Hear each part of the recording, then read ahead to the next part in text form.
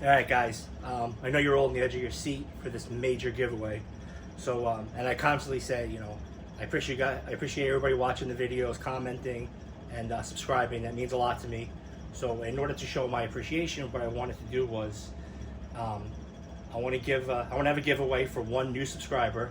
So, everybody in this video that's it, subscribes. Put a comment, says new subscriber. You can leave another message if you want.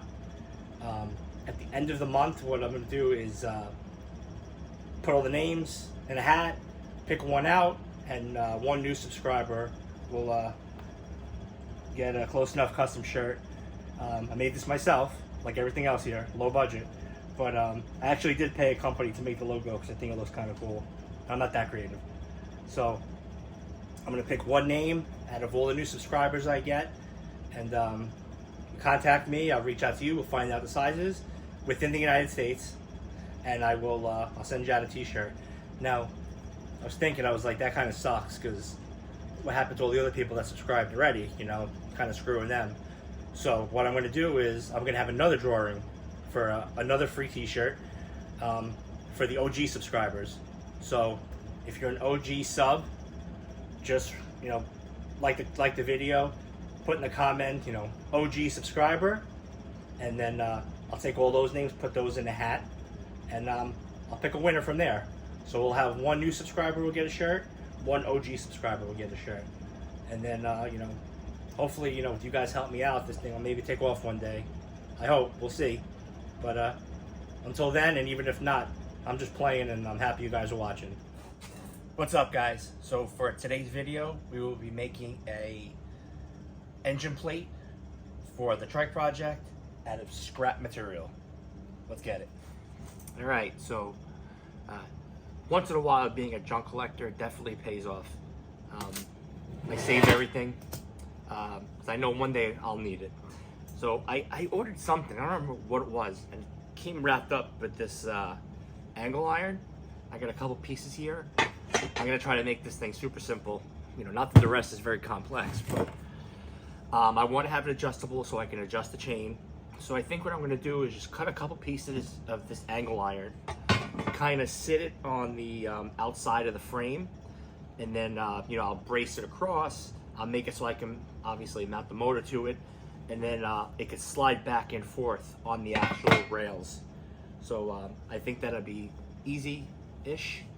I think maybe what the hardest thing for me is going to be is I have to make a template for the bottom of the motor. So for when I mount the CVT to it, it's gonna need something to mount. I was gonna do a chain and like a clutch, but I think, my weight and the weight of this thing, I think I'll blow through it really quick. And they had those other ones, those bully clutches, I think they're called, but they're like $400. So that's probably not gonna happen on this project.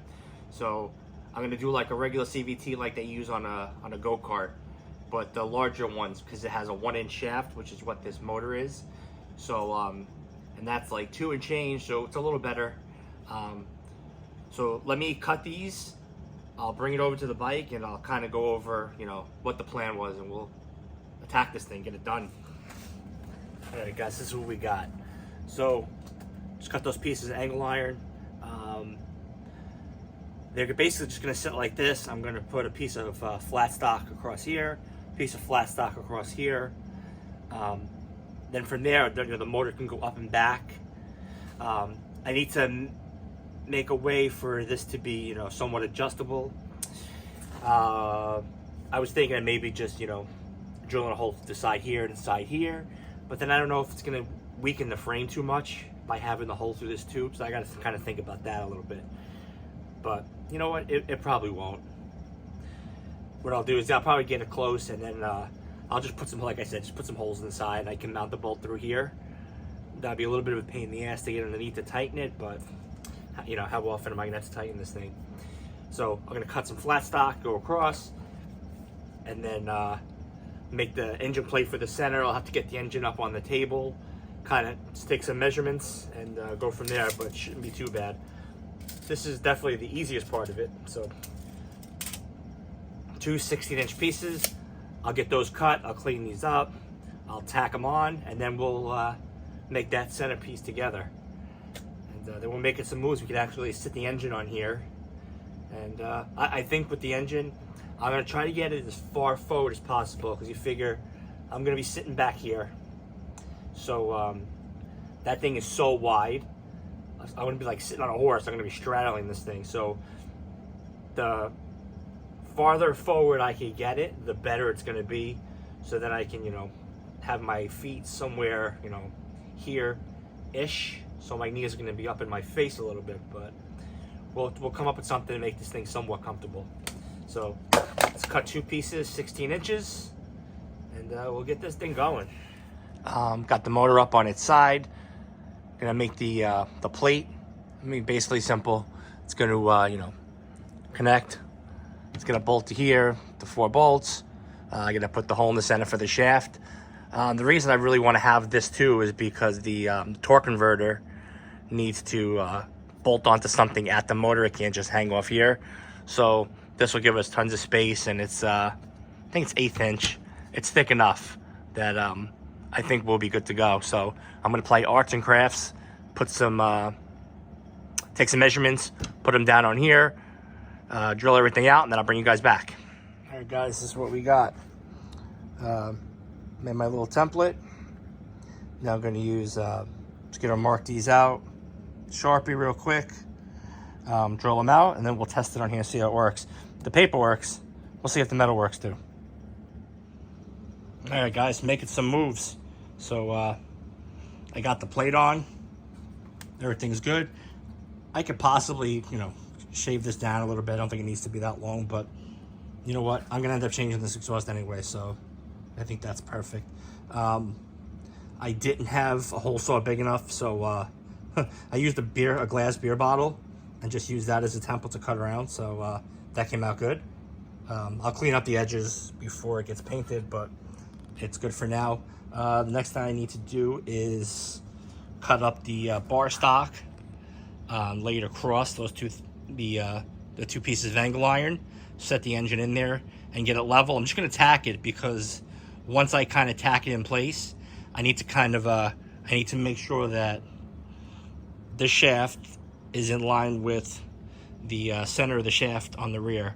So what I'll do is I'll put the pieces across, tack it on, and then just, you know, before I tack it, I'm gonna try to get underneath it. I wish I had a little lift. It'd be nice to work on this thing up in the air a little bit. I actually do have some stands, and I might be able to get this back up, or I can just bring the jack in here and get the back up, you know, enough that I can work and run something across, or I'll use a laser and kind of make sure that I get that straight. But next I'm gonna be cutting this flat stock, get it on there, put the motor on, and go from there. But we're making some moves.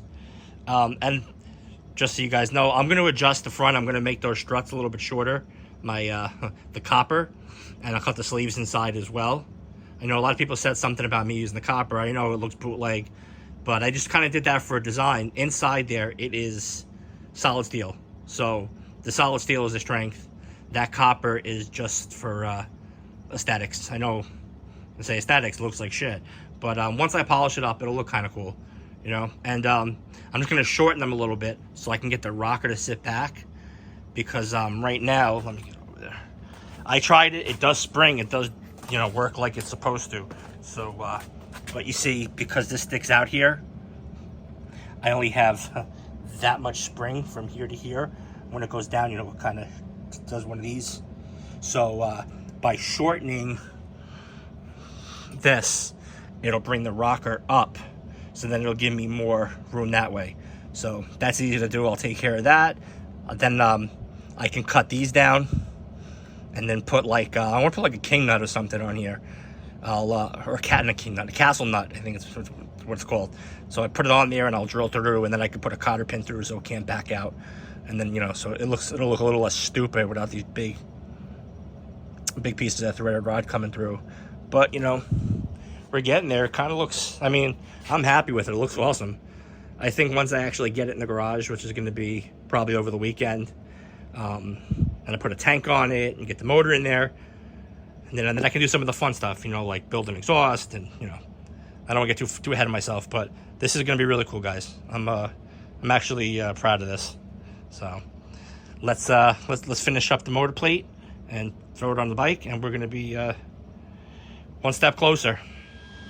All right, guys, we got the engine in place. It actually slides, I mean, really well on here.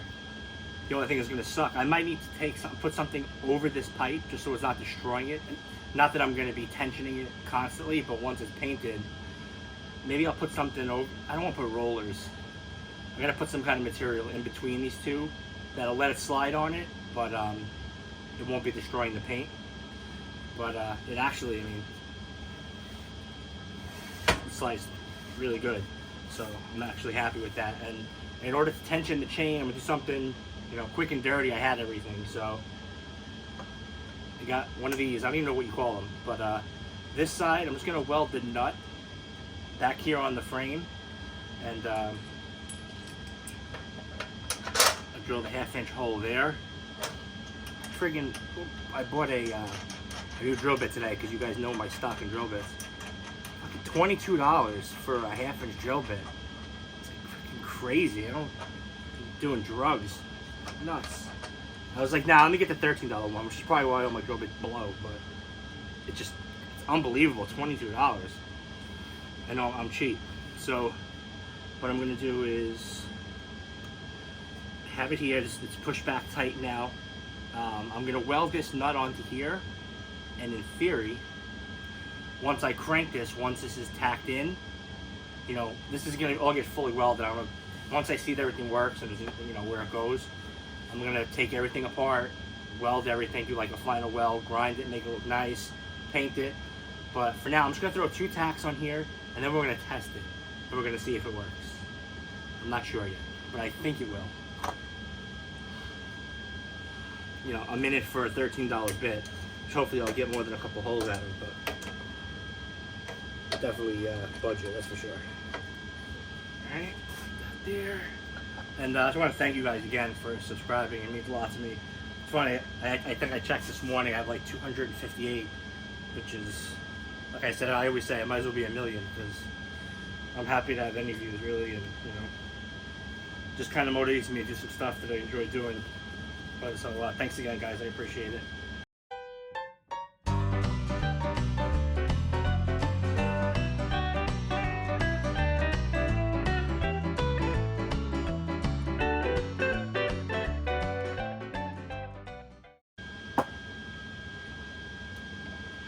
It's 2 light tacks.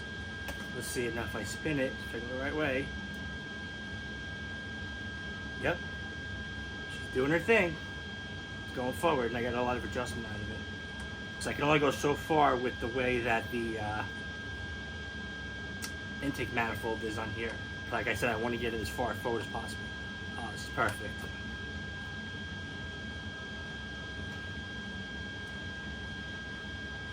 Let's see if I can go all the way forward, up to where I hit the pipe. Let's see. Yeah. And it's, you know, it's in there pretty rigid.